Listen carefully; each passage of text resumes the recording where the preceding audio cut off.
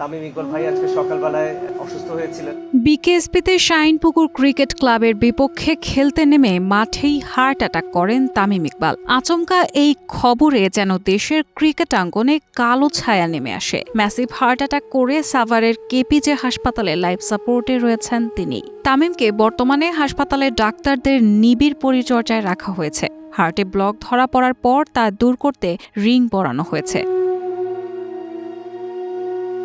তামিম ইকবালের official Facebook page থেকে তার স্বাস্থ্য নিয়ে বিস্তারিত জানানো হয়েছে। অ্যাডমিনের পোস্টে উল্লেখ করা হয়েছে, সকালে টসের পর হালকা বুকে ব্যথা অনুভব করলে সংশ্লিষ্ট খেলোয়াড় বিষয়টি দ্রুত দলের ফিজিও ও ট্রেনারকে জানান। প্রাথমিকভাবে গ্যাস্ট্রিকজনিত সমস্যা মনে হওয়ায় তিনি গ্যাস্ট্রিকের ওষুধ গ্রহণ করেন। তবে কিছুক্ষণ পরও অবস্থার উন্নতি না হওয়ায় সতর্কতার অংশ হিসেবে নিকটতম হাসপাতালে নেওয়া হয় এবং চিকিৎসা শেষে তিনি বিকেএসপিতে ফিরে আসেন।